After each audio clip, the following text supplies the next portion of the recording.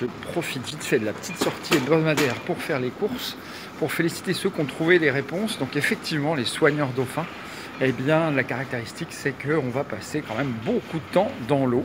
Eh bien je rentre vite chez moi et en attendant c'est François qui va vous expliquer tout ça. Bonne journée et bon courage à tous. Ici à la Cité Marine, on va dans l'eau avec les animaux le plus régulièrement possible.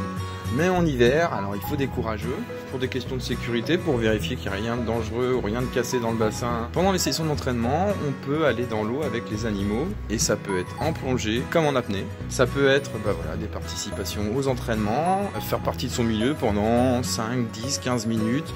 On envoie un ou plusieurs soigneurs dans l'eau et on propose aux animaux de nous accompagner ou de nous rejoindre.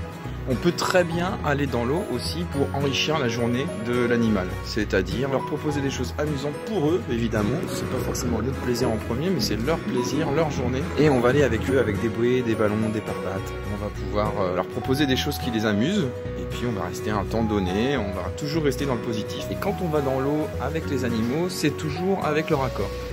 L'animal a toujours énormément de façons de nous indiquer qu'il n'a pas forcément envie de nous voir dans le bassin. Ça peut être par des vocalisations, ça peut être par des comportements plus ou moins agressifs, ça peut parfois aller jusqu'à l'intimidation. Et là, à ce moment-là, on est dans l'obligation de sortir parce que ça peut tout simplement dire qu'on dérange l'animal pendant peut-être un événement social ou des comportements sociaux.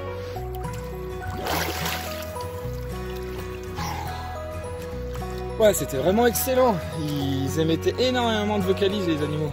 Il y a différentes vocalises. Est-ce que Martin, tu pourrais nous en dire un petit peu plus? Effectivement François, quand on met la tête sous l'eau au milieu d'un groupe de dauphins, et ben voilà ce qui se passe, on entend plein de choses. Alors plutôt que de te répondre et te dire à quoi servent ces sons, on va laisser un petit peu tous ceux qui nous suivent donner quelques petites hypothèses, répondre à ma place et puis ensuite on complétera. À bientôt.